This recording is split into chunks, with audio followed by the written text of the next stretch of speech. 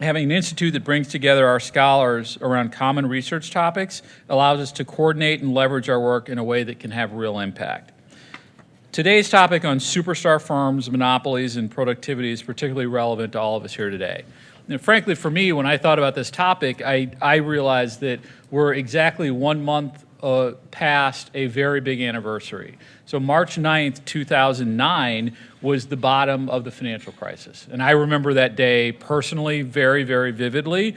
The market bottomed at 677. Today, the market started at about 2,840. That's a 400+% increase in a 10-year time span. That's a 15% compound annual return over that time frame. So huge growth over that time frame, yet at the same time, the markets are still reflecting optimism. So much of that growth in market share has been concentrated, though, in a very small number of these superstar firms.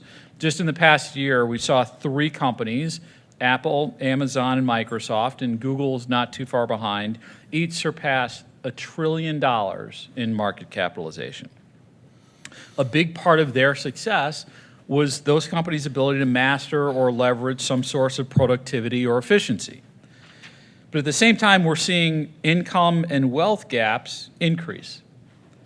We've all heard about these statistics time and time again, but in the United States, the top 1% makes 20% of all income.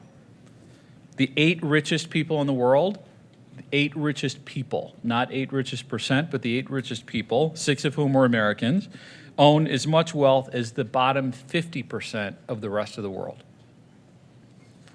So for all of us that are students of the economy and the markets, we're all wondering 2 things. 1, what are the implications of this tremendous growth? And 2, is this type of growth sustainable? Now, thankfully, we've got a rock star panel here with us today that can help answer those questions. Let me start by introducing one of the U of C's stars in the field of economics, Chad Syverson. Chad's the Eli B. and Harriet B. Williams Professor of Economics at Booth and co-director of the BFI Industrial Organization Initiative.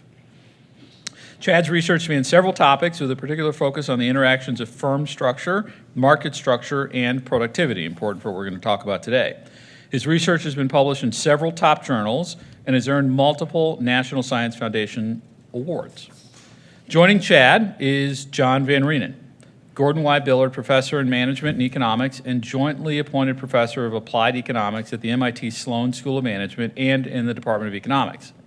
In 2016, he was appointed as Officer of the Order of the British Empire for services to economics and public policy making, and in 2009 was awarded the Euro Janssen Award, the European equivalent of the U.S. Bates Clark Medal. Bringing a private sector perspective to the discussion is Stephen Strongen, Head of Global Investment Research at Goldman Sachs and also a fellow BFI Advisory Council member. At Goldman Sachs, Steve's a member of the Management Committee, the Client and Business Standards Committee, and the Reputational Risk Committee. He also serves as co-chair of the Technology Risk Committee. Perhaps most importantly for this audience, Steve is also a University of Chicago parent.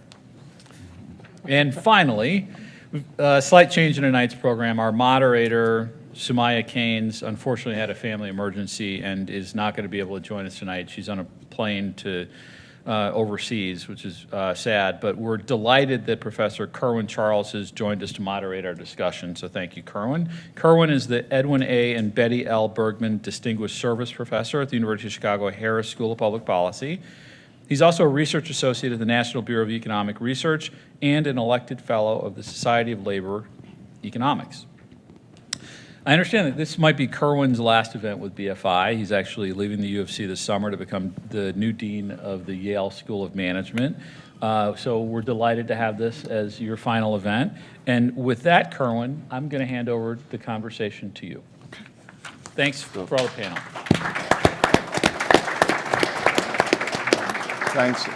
Thanks everyone for coming. I think we'll kick off the festivities immediately. Let's have Chad take the podium. Thank you, Kerwin. So the subtitle of the event tonight is The Gilded Age, or the Rust Age, and that's actually something I've been thinking a lot about in research terms over the last year and a half or so. And the focus of that is this paradox, this tension between 2 things going on. One is technological optimism, this sense that things are changing faster than they've ever changed before, that in all sorts of technological areas of endeavor, we're making good progress and will transform the economy and be able to do things we can't even imagine now in a short span of time. Now, some of this is just standard technological puffery from the usual technological puffers, but there's actual numbers behind this that lead some credence to it. So for example, there are now machine learning algorithms that can do image and voice recognition better than humans can. There are a team just last fall predicted protein folding better than had ever been done before. Now, that's a very hard mathematical problem that teams from universities around the world have been working on for decades and get together every 2 meetings.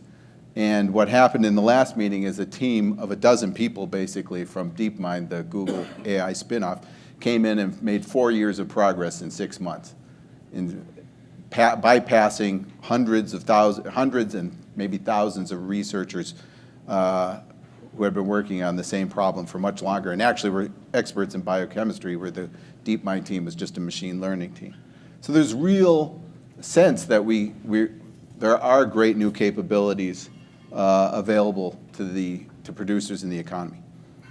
At the same time, on the other hand, the other end of the paradox is that actual measured productivity performance in the economy has been really lousy. And productivity is where we think technological progress shows up in the economic statistics.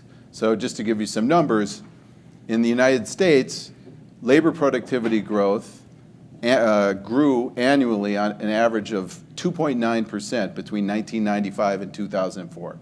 Okay, so what that meant is the average worker working 1 hour was expected to be able to produce another roughly 3% of output in the same amount of time on a year-to-year basis. Okay? That has fallen since 2004 to 1.3%, so it's fallen by more than half. And why is that important? Because productivity growth is the speed limit on economic growth. In the long run, it's basically 1 for 1. If you have a slowdown of productivity growth of 1.5% per year, what we've seen, then you should expect a slowdown in output per GDP per capita growth of roughly the same magnitude. And this adds up. So, for example, had productivity growth in the United States not slowed after 2004, had it stayed at that 2.9% level, GDP this year would have been $4 trillion higher. That's $12,000 per capita for every one of us, okay, that we, in some sense, do not have because productivity growth has slowed.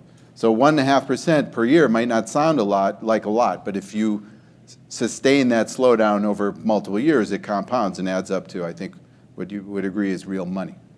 And this slowdown is not just happening in the United States. It's happened basically in every OECD country, which you can think of as like a set of countries with a set of wealthy countries. It's also happened in most of the major emerging economies. Roughly the same timing with the OECD countries, sometime in the middle 2000s, saw productivity growth slow, about the same magnitude as in the US. And then the emerging economies slowed a little bit after that, around 2010 or 2011. So they're coming on about a decade of slowdown. So that's kind of the key question, because if you have sustained, like I said, a sustained productivity growth slowdown has huge implications for material well-being, and it's one of the major macroeconomic issues going on today. So I, along with Eric Brynjolfsson at MIT and Daniel Rock, who's going to be at Wharton, just got his PhD, have been thinking about the source of this paradox, and we basically came up with four classes of possible explanations. One is what you might call just misplaced technological optimism, that the sense of all of these great new things, this potential, is just not actually going to come to fruition, and we should get used to that 1.3% productivity growth per year going forward. that we shouldn't expect a re-acceleration back to the 3% of a couple decades ago. The second explanation is mismeasurement. It's the opposite. It's that the productivity gains are here. We're already enjoying them. What's wrong is we're not able to measure them. So the tension, the paradox, is just an illusion of measurement because we don't measure productivity growth as well as we used to. The third explanation is we call the distribution and dissipation story, which is the technology is real. Its gains are available now, but they've fallen on a very small set of producers. You might call them superstar firms, right? Moreover, those gains are by nature rival in the sense that they can't be shared that broadly, but they can be fought over. So the outside companies try to fight to get the gains from the new technologies. The superstars that already have them spend a lot of resources trying to protect them, and in the process, most of the gains that we should be enjoying from these new technologies are instead burned up fighting over them. That's the third story. The fourth story, and this is the one that we think is the most likely explanation, is an implementation lag story, which is that when there is a new major set of related technologies, it takes time for the economy to figure out how to use those new technologies, even after their potential is sort of understood. And so the process of reconfiguring how business is done, actually building the stock of that new technology up to a level where you see it in the aggregates, and maybe most important, figuring out what the complementary inputs to those new technologies are. All those processes take time, and not just months, but can take years and sometimes decades. And so we explore that story in a little more detail in our work. And I'll just give you a couple examples from history of things where we've seen the similar processes. So for example, Bob Solow got a paradox named after him that's very similar to the kind of paradox we see today, which is there was this technology, IT and computers, that everyone felt was transformative, yet measured productivity growth at some point where it seemed like the computers were everywhere was pretty lousy. So he said in 1987, I see computers everywhere except in the productivity statistics. That's the Solow paradox. Now, when he said that, we were roughly 20 years past the commercialization of computers. Okay? But in that year he said it, that was the first year where the computer capital stock had actually gotten to its long-run level, which is about 5% of the equipment capital stock of the US. So seeing it everywhere took 20 years to get there. And just 10 years prior to that, it was only half its level. So it takes time to build up the stock of new technologies. Going back even further in history, if you think about the introduction of portable power, so the electric motor and internal combustion engine. You could buy electric motors and combustion engines commercially in the 1890s. Okay? In 1919, 25 to 30 years after commercial availability, only half of US manufacturing plants were actually electrified. Okay? This was an obviously superior technology to steam or water power, because no manufacturers use those anymore. Yet, it took 25 to 30 years just to get half of the sector to adopt this new and better technology. Because it's not just taking the new thing, buying it, and plugging it into what you do. You have to reconfigure the way you do things when you install these new technologies. And that takes a lot of time. It takes reforming organizations, retraining workers, thinking about new business models. And it's that process that creates this gap between the recognition of a technology's potential and the actual emergence of it in the productivity growth. And that, to us, we think might be where we're at now, that people can recognize the potential of machine learning, AI, but it's going to be a little bit before enough of that is installed and companies reform the way they do things for us to see that show up in the aggregate productivity statistics. Thanks a lot, Chad. John? Okay, well, thank you very much for inviting me to speak. And I think the subject of today's discussions over whether we're in a new Gilded Age or a Rust Age is very important. I mean, if you think back to the Gilded Age in the United States, that was a time where you had concentration of a lot of economic activity in a smaller number of firms, a high degree of inequality, as was introduced by the speaker, and also a lot of populist uprisings as we see now. So I think it's a very good time to be thinking about, are we living in similar times right now? I want to talk about three things briefly. First of all, some of the facts of how things have changed in the industrial landscape. Secondly, about some of the reasons for those changes. And finally, more briefly, to open the discussion about some of the policies you might think about to address those facts and explanations. So firstly, on the facts of kind of what's happened. So when we think about megastars or superstar firms, the first thing one might think about is just looking at jobs and employment as an easier thing to measure. And if you just look at the data, it's a very interesting thing. If you go back 30 years ago to 1987, if you looked at the total number of jobs in the US economy, about 28% of all jobs for employer firms were in kind of firms which employed more than 5,000 employees, some of those as mega firms. It's about 2,500 of these firms. If we fast forward to today, that number has increased from 28% to about 34%. So that's quite a big change. It's about 7 million workers are reallocated. So that very basic number suggests there's growth of importance of these kind of large firms. But that really underestimates how things have changed, because many of these large firms today have what's sometimes called scale without mass. In other words, the reach of these firms is much larger than the number of employees that they employ actually suggests.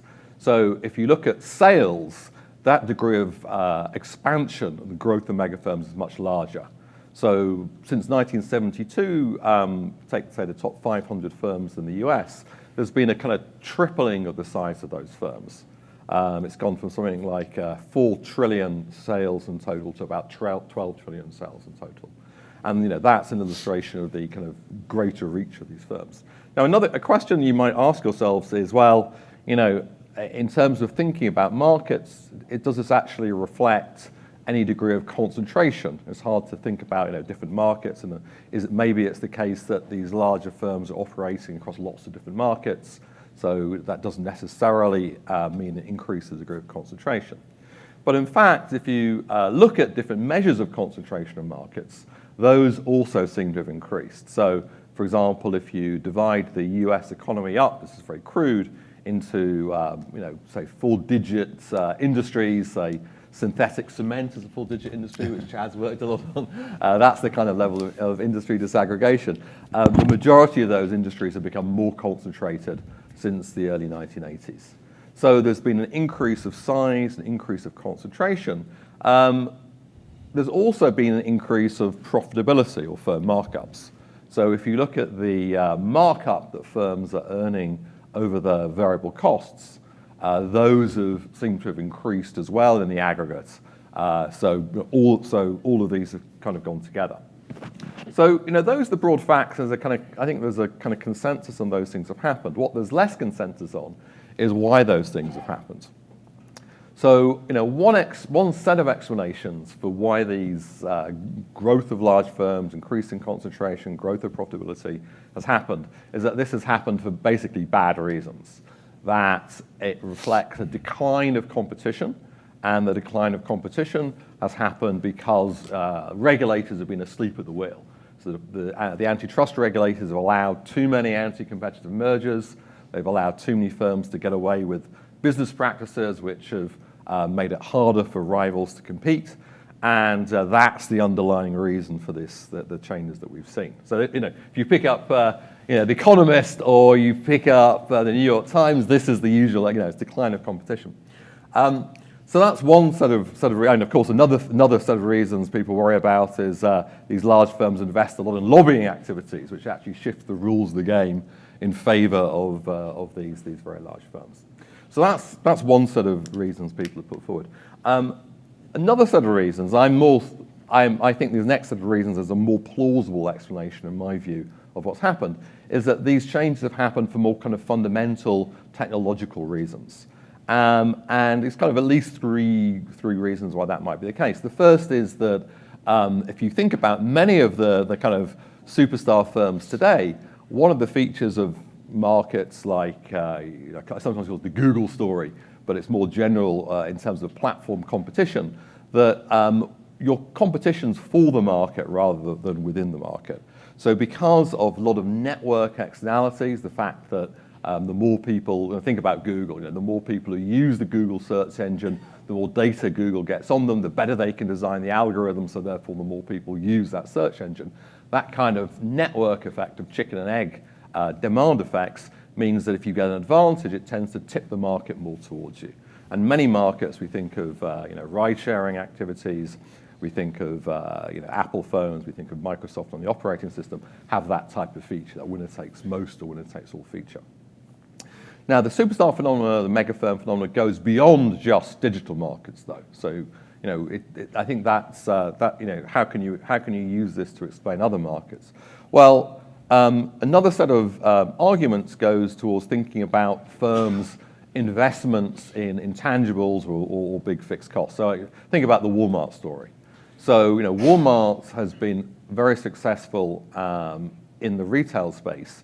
And one of the reasons for it has been enormous investments in types of software to manage the inventory and the distribution networks. And they made these huge investments in a way, a smaller independent chain or a mom and pop store could not even imagine. So the ability to make these big investments in different forms of software or intangible capital may be another reason which gives large firms an advantage today, which they didn't have 30 years ago. It's kind of scale economies, if you like. So that's the second type of story. A third story is that you can't just assume that because concentration has increased and aggregate profit margins have increased, that this means that competition has to decrease. So, this is a University of Chicago event. One of the traditions of the University of Chicago, going at least back to Harold Demsetz, is saying, well, if you look at these trends, they're kind of outcomes, they're not fundamentals. You can imagine many reasons if competition's got tougher. So this might be due to people comparing prices on the internet, it might be due to globalization. If competition's tougher, it's harder for the less efficient, less innovative, less productive firms to survive. So market share shifts towards the more productive firms. That will cause an increase of concentration, but that's not a declining competition. That's a result of an increase of the toughness of competition. Similarly, if you're shifting more of the mass of the economy towards these more productive firms, and these productive firms tend to have higher profit margins, which they generally do, then that reallocation force also gives a tendency, in fact, for aggregate profitability to increase. It seems paradoxical, but even though the profitability of some firms can decrease because of competition, if you shift enough activity away to the superstar firms, this can actually mean that aggregate profitability increases. So that's another reason why even a kind of a force like globalization may have actually caused some of these trends. So, we'll discuss, which of these stories is true, and it may be that things are different, more strongly true in other industries. So, my personal view, for what it's worth, is I think that in some industries, the story of decreased competition is true. So I think some parts of maybe healthcare, I think that's true. But I'm very skeptical whether that generally explains the broad trends that we've seen. And for 2 or 3 reasons, really. First of all, if you look at the trends I've described, then you don't just see them in the United States. This trend towards superstar firms you see generally across all OECD countries. So in Europe, for example, where competition regulators have got tougher, if anything, you see exactly the same thing: increase of concentration, increase of aggregate markups. So it's hard to believe, the story of the regulators leave the wheel is a generally true story. Secondly, if you look at the industries which have become most concentrated, they're actually the more dynamic industries. They're the industries which, on average, have had faster productivity growth, have had more innovation. So those are not classical monopolists. Those monopolistic industries we think are ones which are characterized by slower productivity growth, less innovation. That's the opposite. And thirdly, we see if you actually get under the skin and look at how this reallocation, these processes have changed. It's not generally true that most firms are earning high profit margins. The profitability results, for example, are due to this movement, this reallocation towards these larger firms. So again, that suggests it's not a general diminution of competition. So I'm more or less out of time, but let me end up with a couple of just policy ideas to throw out there. So does this mean we can just sit back and be relaxed about competition policy and antitrust policy and let everything kind of rip? I don't think so.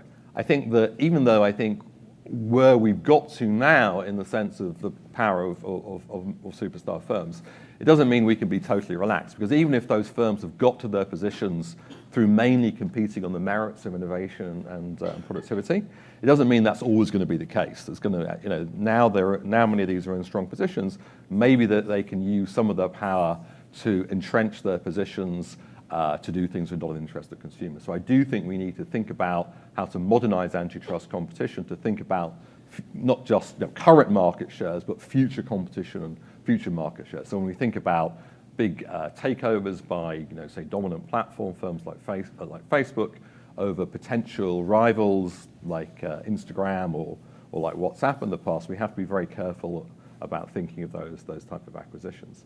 And finally, I do think that when we think about the policies going forward, we have to take into account that the changes that we've seen in aggregate have also been accompanied and are causes of things like the fall of the share of labor in national income. And many of these things have gone hand in hand with the weakening of the power of workers and slow wage growth. How do we think about policies to actually sustain greater wage growth that we've seen in the past in this world where we have a more winner-take-all type of world? Thank you very much. Thanks, Jack. That's a real-world perspective. Real world. Yeah, the interesting question. It's rarely am I in a context where people view Wall Street as the real world. Fair enough. But all right. It's a fascinating thing, and I want to start off the remark with, there are going to be moments in the next 5 minutes when you're going to think maybe I significantly disagreed with my fellow panelists. That's actually not true. And I want to pose the remarks I'm going to make almost as sort of counterpoint of the mystery and paradox of what's actually going on here.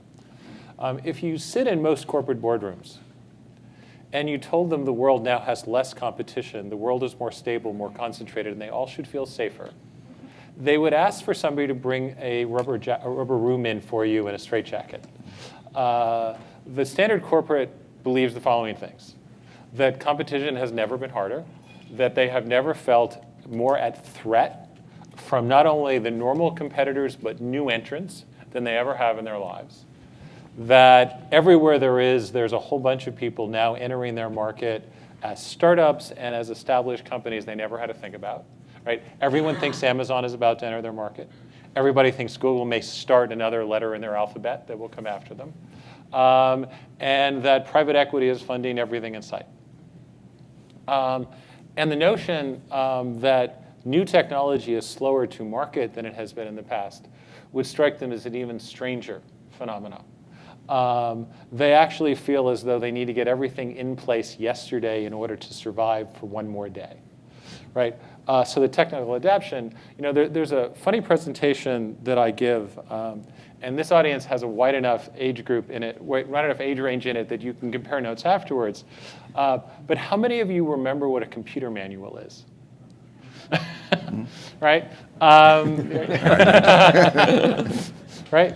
I was giving a presentation recently, and we started off with the manuals for a car from 15, 20 years ago, which was a pamphlet. And the manual for running an IBM PC in the first generation, which was a stack this high. And then the current version was your iPhone that says hello, and a stack of manuals for your car that's about this high.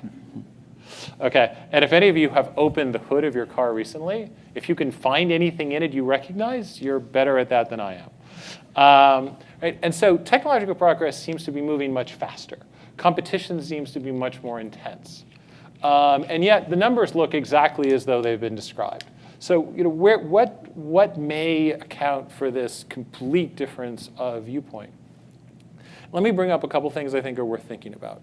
One is switching costs. That if I have to, and this is the reason I brought up manuals, if one of the things that has changed most over the course of my career is how long and how expensive it is to change from one system to another. Right?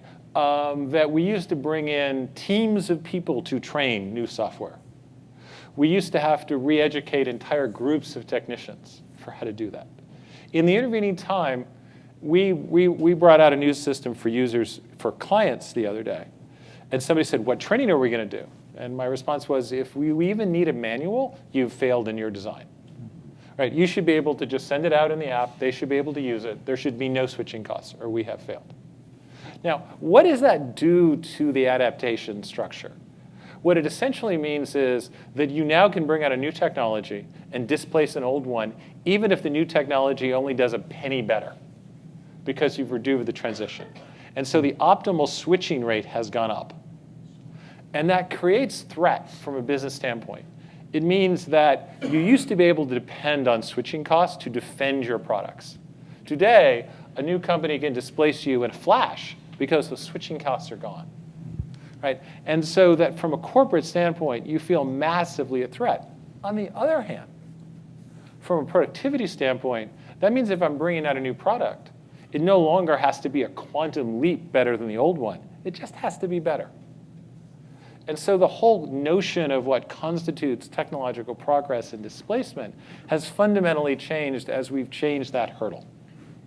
And so we're churning more. We can support smaller markets. We were talking earlier about sort of media companies and how they compete. And 10 years ago, if I sat through the media group at Goldman's description of the industry, they would explain to me that the only thing I needed to care about was sports, because it was a natural monopoly, and you needed participation stuff that you couldn't displace with channel switching and DVRs. Actually, it may have been videotapes for those presentations. And sports was the one thing you had to watch live, and this meant the whole world. Okay. Well, last time I checked, Netflix isn't running any sports. And they're doing just fine. And part of the reason for that is that they can target incredibly small markets and support them because they can go on Amazon's cloud and reach the entire world to find the 7 people who want to watch cheerleader movies or slasher movies, right? And as long as they can get a subscription, that works. So that we've changed the size of a target market by a couple orders of magnitude. And we've changed the switching costs by a couple orders of magnitude. That changes the very nature of competition and allows much more rapid movement. I don't quite know what it does for productivity. And I don't quite know what it does for consumer surplus. Because I'm really at a loss when I think about what the value of those super micro targeted markets are. And when you want to understand what I mean by micro targeting, there's a website that none of you have probably ever been on, unless you're stranger people, or at least half as strange as I am. Used to be called Massdrop. They just changed their name to Drop. And it has communities that buy products together. And the reason I bring it up is one of those communities is for mechanical keyboards, the things you type on. Okay, and the differences between the types of keys that gamers want versus computer programmers versus writers. Which ones work for both? Whether you want gaming stuff and the companies. And the reason I bring it up is if you're trying to understand what I mean by micro-marketing, just go into any of their discussion threads, and you will discover the notion of a niche at a level you've never dreamed possible. Right? You know, about whether the key should have this shape or that shape, and these heartfelt arguments. Or go to their audiophile one, to the ones who want V-shaped response curves for rap, or the ones who want flat ones for classical, or what you want to listen to for acoustic music versus electronic music. Now, is that productivity? Is that consumer surplus? Is it just people being strange? I'm not actually sure. What I do know is from a corporate standpoint, people are making money doing it. And with that, I'll stop. Thanks so much. So I want to open us up to general discussion. Before we get there, here's a question for you all, I think, just listening to your comments here today. Superstar firms, there's a definition you've given that is not unreasonable. Firms that account for an ever-increasing share of overall employment. One could think about superstar firms, or one could say aggregations of people. And so are the firms you call superstar firms increasingly employing superstar people or not? And if that is so, it would seem to me that that phenomenon would be linked to another thing that concerns us, which is rising inequality. That we have superstar firms not only employing a lot more people, but a lot more high wage, high skill, yeah? Do you guys know the answer to that question, and are the two things causally linked in the way? Okay. So I can give you an answer to that question. Please. And the answer is yes. So there's a very nice study. I mean, this has been a long-standing question. Yeah. You know, think about the University of Chicago, superstar institution and superstar people who Present who work company there. accepted. So there is there's always been this matching, I think, between Goldman Sachs and another one, very successful companies with successful and talented people, and we've known that's there. But the question is, can this explain some of the inequality that we've seen? And it turns out the answer is yes. So there's a nice study by one of my co-authors, Nick Bloom at Stanford, and some other authors. What they've done is they took the Social Security Administration data, which is everybody in the US, and they looked over the last 40 years and showed, as we all know, there's been this big increase of inequality. And then they said, well, let's decompose that into the inequality within firms versus the inequality between firms. And it turns out, if you look at the inequality within firms, that's increased, but it hasn't increased by very much. The CEOs have jumped away from ordinary workers within firms. But for most of the distribution within firms, that's actually remained pretty stable. The real increase of inequality is because firms are kind of increasingly different. You have the kind of McKinsey's and the Goldman Sachs and the very successful firms where highly skilled workers are increasingly working together. And the kind of more McDonald's type of firms where low-skilled workers are working together. And that, statistically, that is, most of the inequality is, 3/4 of it is due to that increasing differences between firms. So that's the kind of fact. Now, part of that is outsourcing. So, think about, you go to Google, it used to be the case that if you were like a caterer or a security guard, you'd often be employed by the firm, you worked for. Now these are all done by outsourcing firms. They never did that. We did. We're the ones who fired them. But part of it is also, a lot of other things about matching of technologies and so on. So that has clearly happened. And, do we understand all the reasons why that's happened? Yeah. No, the answer is no. Okay. But part of what's happened with inequality is certainly that firms have become increasingly different from each other. I see. Chad, you do? Well, I totally agree. I would have cited the same study. There's just a general pattern of along a number of dimensions, the right tail of the distribution is pulling away from the median. Productivity, size, wages, basically anything we measure about the operation of companies and their employees, we're seeing this increase in skewness. Question is whether it's all some common factor that's moving it or whether they're coincident, but John's description of the day is completely right. High wage workers are increasingly bunched in high performing companies. Let me ask you about another kind of Can I person. ask you a Please. question for a second? Yes.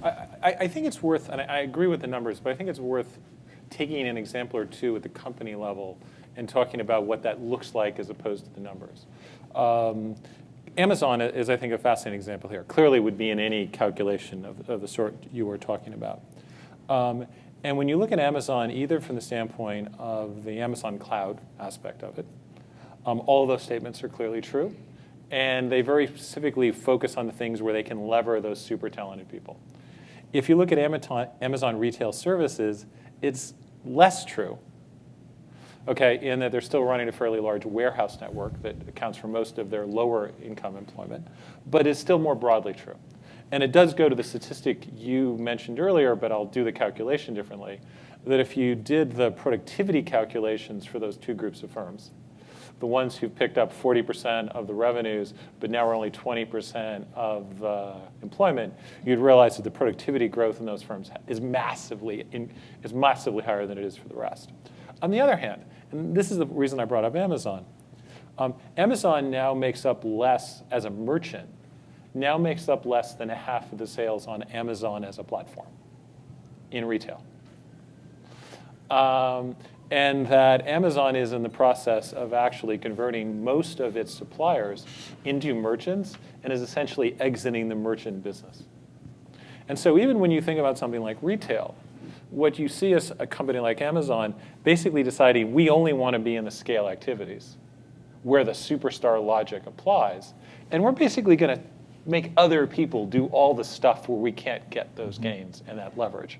And so they're redesigning actually the nature of the retail entity itself to create that outcome. And so the merchant function is essentially being outsourced in a retail company. And so the subtlety of that reorganization is more than just the right tail, left tail. It's that you've actually, these firms are redesigning to get rid of low productivity activities, right? Not just the cafeteria workers, but literally the merchant function in the retailer. That's a much deeper level of rethinking of the organizational structure that is implied in sort of the gross productivity statistics. Can I, that's super interesting. Can I just one other thing in terms of this general inequality debate? I think this kind of bifurcation of firms that we're seeing into, the kind of superstar firms, the other firms, I think it has some potentially worrying things, not just in the level of inequality, but also in social mobility terms. So if you think in the old days, there was a nice thing in the New York Times, they were comparing, I think, Kodak to Google. And there was a story from a cleaner, a janitor who used to work for Kodak, and she was working at Kodak. She got an opportunity to do some training. She kind of worked her way up the company, and there was a career ladder for some people because she was an employee of the firm. That wouldn't happen these days. The cleaner would be working for a big service company and being outsourced, and there was no opportunity. So that kind of internal job ladder in a large firm is kind of no longer possible for low-skilled workers. And you see this kind of culturally as well. So in Google, they have different stamps they wear, and you can tell whether someone's working for Google or not. Right. And I think if you're not actually employed by the firm, there's a sense in which you're often not part of that culture of the company. So, for example, who gets invited to the Christmas party? If you do if you're a member of the firm. You don't if you're a purple badge. I think that's completely true, but I think it may miss something else that's also going on that relates, which has to do with startups, right? One of the things that corporations used to do more of, still do, is spin entities out. Right, but when you look at the statistics, and Steve Davis and some of your colleagues, right, are really responsible for this work, when you really look at the social mobility that's missing, a lot of it has to do with the early formation of companies. You just see a lot fewer companies being formed today, and the social mobility that goes with the successful startup of a business. That is massively reduced relative to history. And that's not, in fact, if I think about Amazon as probably one, and Google as great examples, those should be incredible platforms to start companies, not things that stop the starting of companies. So as we think about this in social mobility, I think we need to be very conscious that that problem may be a different problem, that it has to do with startups and why it is we're seeing less entrepreneurship. And the notion that these super large companies are stopping the formation of the small ones, I think doesn't even have the right sign. I see. So Chad, you look. Well, I think the fact is correct that startup rates have been falling. They've been falling since the early 1980s, actually. But that seems to be in tension with this notion that competition is more vigorous than it ever has been. That's where a lot of competition traditionally has come from, is the formation of new firms. Right. That process we know is slowing, and other measures of dynamism, job turnover, and things like that too. So I just think, I don't know what the resolution is, but it just seems to be in tension. I'll tell you one interesting fact about this. I mean, I actually think it's not so much the startup of new firms, it's actually the degree to which that when those firms start up, they actually reach scale to be self-standing companies. So a lot of what's happened, I think, is that, especially, you talk to, many venture capitalists, that, when a startup happens, in the old days, they might talk about, what I really want to do is have the IPO. I want to get the IPO. Now the exit strategy is I want to be taken over by Google. I want to be taken over by Microsoft. So the aim is actually, the exit strategy is to be taken over. And increasingly what you see is when firms do start up, rather than the successful superstar startups becoming self-formed entities, they actually become part of larger companies and taken over. And maybe that's, some people say that's a good thing. They can use the marketing muscle. But you may worry that the degree of innovation that those founders had is blunted when they become part of these much larger organizations. And of course, obviously, we also worry about the competition when the potential disruptors of the future, rather than becoming disruptors, end up just being absorbed by the current incumbents. May I ask a question here about a variant of the so what question? The inequality is a kind of so what question. We talked about concentration, decreasing productivity, the two interact to produce inequality in a disturbing way. At the beginning of your talk, John, I think you mentioned the Gilded Age. The Gilded Age is characterized by many things, but one of them is the trust busting that occurred then. And so we have Teddy Roosevelt. I speak like I know the man. But Teddy Roosevelt is observing that trusts are growing in size and prominence and influence, and he busts a couple of them, just a couple, and his successor busts more. The thing that's interesting is that he is motivated to bust them because of how unhappy consumers are. He busts the beef trust because consumers are eating rancid beef. He busts Northern Securities. Yeah? And I wonder about these concentrated firms. Standard Oil was under Taft. Yeah. Oh, yeah, you're right. Under Taft. So if I think about these concentrated firms and the services and goods they provide, do you have any evidence that consumers are concerned or upset about the thing being given them, as seemed to occur in the Gilded Age? Well, we have this kind of paradox in the sense that, as I said, I think in many of these sectors where you see these large firms emerging and it seems very concentrated, they seem quite dynamic. Consumers seem to be getting lots of new stuff, internet-based things, which are cool. We're getting niche products targeted to us, like you were saying. So I think, in that sense, consumers are feeling happy because they're getting lots of new stuff. On the other hand, as workers, they're feeling things are not so great, until maybe the last year or two, wage growth has been horrible, for the ordinary worker in the US for many decades. Gilded Age had a different issue that led to the labor unions. True. Right, and I think if you think about the discussions today about the gig economy and the independent contractor, I think that has much more the historical flavor and anger that you found in the Gilded Age. My own view is that I think if you look at the consumer market, we don't have this problem. We don't have a concentration problem. We don't have a lack of competition problem. I think it's when you look at the labor market and the way in which this efficiency has been created that I think you see the stresses and strains. And it goes to the income inequality issues. It also goes to the productivity issue, but in the subcontract, again, going back to the statistics that you mentioned, right? If you look at the productivity in the superstar firms, it looks really good. And when you concentrate and focus all of the low productivity into a separate entity, you're basically creating a reservoir of dissatisfaction. And I think that's the structure that's creating stress in the system. It's the part of the economy that's not been allowed in, as opposed to this part. It's functioning incredibly well. A question for you, Chad, on the productivity side and measurement. So these new technologies should have allowed us to do lots of things, among which is to measure things better. People can check in online and you track who's typing what. And Is it the numerator we're screwing up, like the amount of stuff being produced? Or are we messing up the denominator, that we can't measure the unit of time spent in productive activity? Perhaps because of the very technologies that have arisen. Yeah. That's a great question. Something I've thought a lot about. You have a paper on it, don't you? I have a paper. I have a couple papers on it, but I thought a lot about the numerator in one paper and about the denominator in another. Good. Slice that salami. Yeah. No, Has to get more complicated. Yeah, exactly. The numerator story, I'm sure you've all heard, is that a lot of times when we use these things, we're enjoying something that we're not paying for. We're not paying. There's no transaction that happens. So the example I give, if I go on vacation, I want to take a picture, I can email it to my friends or post it on Facebook, and we can talk about it. All that stuff requires no transaction. If I wanted to do the same thing 25 years ago, I'd have to have my camera. I'd have film that I bought to put in the camera. I'd have to develop the film. I'd have to make duplicates of the photo. I'd have to put it in an envelope, put a stamp on it. Each one of those steps had a transaction.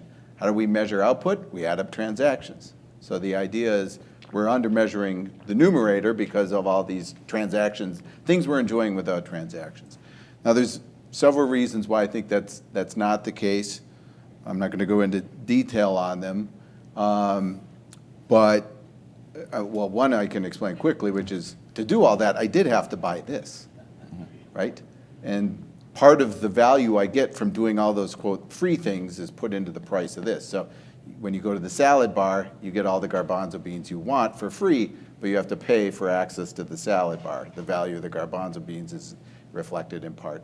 Plus, there are people on the other end of all those things paying companies who are giving me stuff for free access to me. And that all those transactions are counted as well. So I think the numerator is going on. I also think the denominator is a really interesting question, which is, have we just become less productive with our time at work because we're doing all this kind of stuff when we're not supposed to? Anyone got any ideas on how to measure that? I have been thinking about it a long time. I would love to do a study on that. I think it's a big open question. Okay. More broadly, the denominator issues, some of these things are inputs and we don't measure the intangibles related to them as inputs, right, which would cause us to mismeasure the denominator. It is interesting that in the last year, Apple and a number of others have begun to give you tools to help you monitor and watch, figure out what you're doing on it and to help you stop doing it. So it would suggest that there's at least some chance of this. I'll take the other side, though. This is a stupid story, but I'll tell it anyway. Apparently someone at Goldman had read Gordon's work and disliked it because they read a survey of our clients at one very large conference about whether technology progress had done. And one of the questions they raised, would people more willingly give up their cell phone or indoor plumbing? And it turned out, at least among our client bases, they were more willing to give up indoor plumbing than their cell phones. I'm sorry, to give it up. To give up indoor plumbing than their cell phones. I personally don't fit into that category, but that was the survey result. Ask him after a month with no indoor but it is interesting. Thinking about the value of that dependency is a really complicated thing. There was a British survey which asked the same thing. I think people were prepared to give up sex for their iPhones as well. So, what one? How much sex? Sex or the iPhone? They give up the sex, basically. Yeah, but maybe that's a British thing. I don't know. I was going to say before we get too much into that, I was going to say one of the interesting things that Chad was saying is that we have this technology that we're doing less. We say we're at work, we're saying we're working out, and in fact we're playing with our iPhones.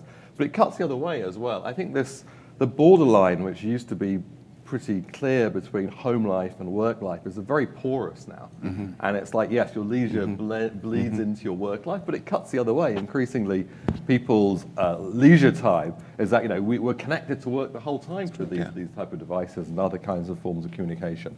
And I think that it becomes very difficult to tell how much we're actually working at home and how much we're having. Time use data is not up to the task of answering these questions, unfortunately. So I want to make sure I leave time for audience questions. Our last 5 minutes or so. We'll begin here. I want to quickly return to something Stephen brought up about the paradox of all these corporates think that competition is through. I'm sorry, there'll be a microphone coming around. Perfect. The point Stephen brought up about competition going through the roof and the perception of corporates. And I was wondering if you could speak a little bit, all three of you, about the overlay of monetary policy on this and the potential for monetary policy to create, a separating equilibrium of incentives where investors have an incentive to put more money into venture capital, which is driving up, some of these superstar new entrants, but then established legacy firms, their incentive is to return cash via buybacks rather than invest in new capital formation. And so you can maybe see the implementation lag there too. I'm wondering if you have any thoughts on that. There are many questions embedded in that, good ones. Let me give you an answer that's slightly skewed, but probably comes closer to the spirit of the question, which is if you look at how investors are moving funds around, the primary movement has been out of public markets into private markets. The funding of new ventures, the funding of startups, the funding of the attempts to do battle with these superstar firms or to be the next one. And so from an investor standpoint, they seem to be investing in hope. right? They're believers that there's something to be done here and that this is competition and that it's not all in the old ones, right? But there's a real bifurcation, right? Is you have a lot of hedge funds who are concentrated in these superstars and a lot of money moving to creating the next generation. Not a lot of, and money moving out of that in-between zone. And that strikes me as a perfectly rational response to what we've seen. But it suggests that all these things are sort of true simultaneously. So Chad and I were both in Jackson Hole this year, and the whole subject of the Jackson Hole was exactly on this. What's the implication for the changes of firm market power for the conduct of monetary policy? I mean, there's many different dimensions. I mean, well, let me just say one, and Chad, you can pick up maybe on some others. But if you really do think that, and I think there's a consensus of the panel, this is not the view of the panel, but many people out there do believe this. If you think that the trends that I've described in terms of increasing profitability and increasing concentration reflect increase of firm market power, then classical economic models will say this is a kind of a bad thing. This is going to feed through to higher inflation, slower growth, lots of structural supply side problems, which at some level monetary policy can't fix. It has to adapt to, but it has to adapt to the fact that the increase of market power is leading to slower growth and therefore a tighter monetary policy, other things being equal. So if you do think, you take this negative view about the way that the world is changing, and it reflects weaker competition, then that does have important implications for the conduct of monetary policy and many other policies. So that's not how I personally think, but that is, I think, one of the implications of the narrative of weakening competition. We're just thinking about all these connections. There's one inconsistency I haven't been able to resolve, but always comes up when I think about them, which is price inflation is the sum of markup growth, which we think is a function of competition, and cost growth. Well, what do we know about each of those things? Markup growth, by a lot of measures, is increasing. Cost growth is productivity and factor prices. Productivity's been slow, so that tends to make cost growth faster than average. So you got markup growth being faster than average, cost growth being faster than average, but somehow they add up to inflation that's slower than average. And I don't know where the gap is. Yeah. Like somewhere that balloon should have squeezed to the other side, but it didn't. That's kind of, I think, the issue, the link between monetary policy and competition. The corporate view of the price pressure is much more consistent with the inflation numbers than the productivity view. Right? Corporations think they're under massive price pressure and there's massive competition and they can't move anything along. That's much more consistent with the monetary policy dilemma than the productivity puzzles. Right? Right? And so that it does suggest that we need to think hard about what the productivity puzzle is to make it more consistent with what we've seen in the inflation numbers. Or what's going on with markups. Markups, it's one or the other. The markups is Yeah. where the gap is. Okay, so one question aside. Hi, thank you. So I think one point that may have been missing in the conversation is the fact that these new technologies and what has been described as the fourth industrial revolution has led to a massive displace of labor, basic labor and intellectual labor. And I think, I don't know if you will agree or not, the wealth concentration in superstars companies also facilitated this because they have the power to finance these technological innovations. So to what extent you might be concerned about this trend? And do you think it makes sense to consider these policies that have been considered, for example, universal income to compensate for that negative impact? So I've done a fair amount of work on this particular issue.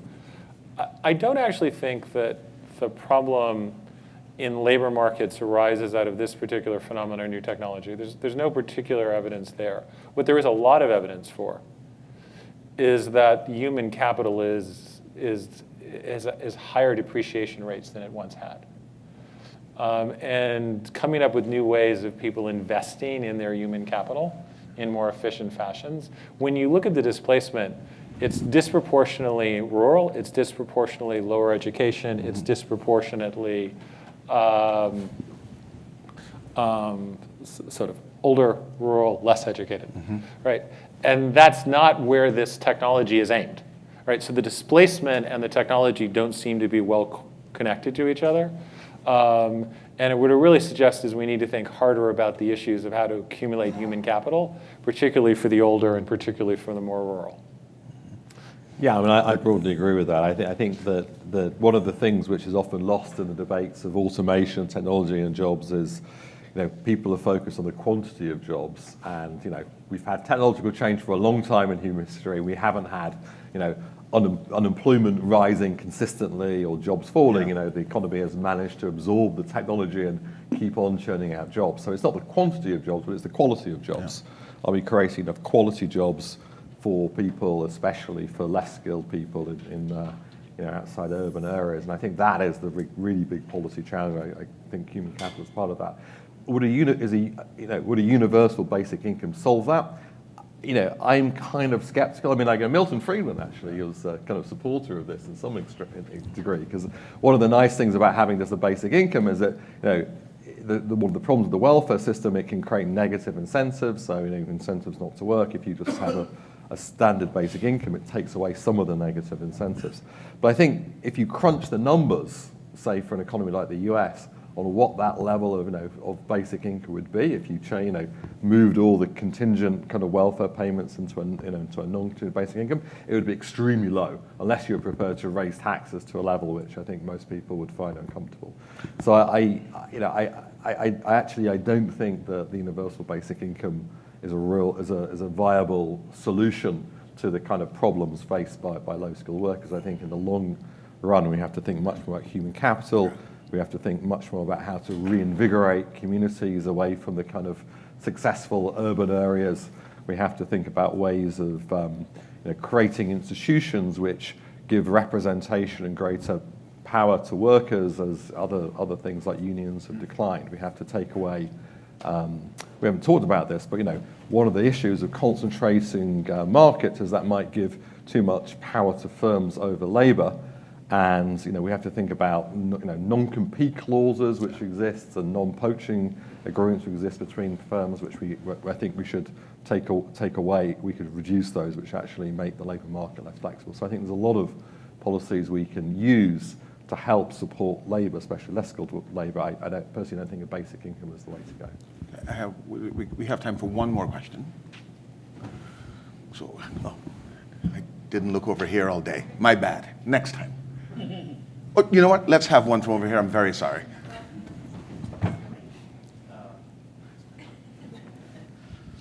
Thank you. What do you think the impact of zombie firms has been on the concentration of low productivity, and has that impacted productivity versus the superstar firms, like the zombie firms, meaning firms that have larger debt service costs than net income? Yeah. So Thank you.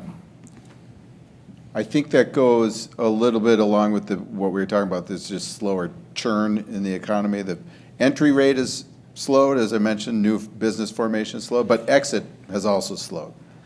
And that would be consistent with the zombie. The thing is, to have a real zombie defined as you define it, someone's got to be lending them the money. And I think in Japan, my colleague, Anil Kashyap, showed that was going on in Japan in the 90s. There were banks just keeping insolvent firms afloat. It's not clear to me that that is going on a broad basis in the US. I think there's a set of not very productive firms that's been pulled away from the superstars. But I don't think it's zombie per se in the sense that they're fundamentally insolvent and someone's just giving them money to keep them going. I think it's the gap, the friction is coming from some other source would be my guess. Thanks very much. Well, let's have Jason wrap us up. Yes.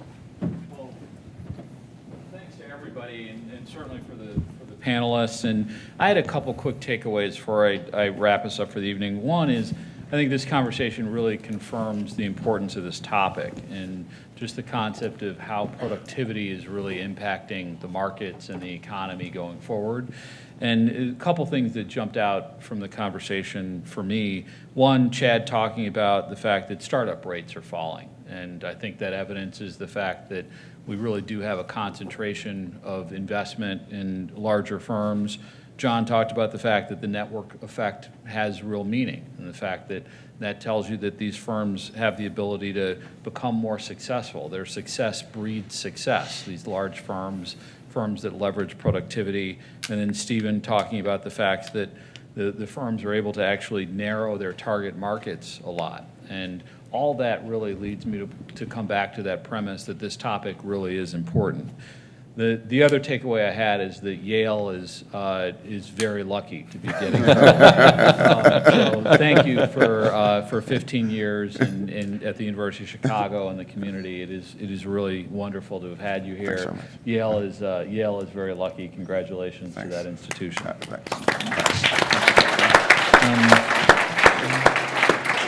And then for anybody who's been involved in events like this, they realize that all this smoothness and colloquialism comes together well as a result of a handful of really brilliant people behind the scenes. And so thanks to Karen Anderson and Kara Cook, Sam Ori, and others who planned this.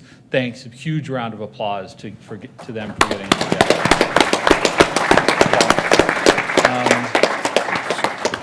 This is Becker Friedman Institute at its best, and so thank you all for enjoying the evening, and we'll stand adjourned.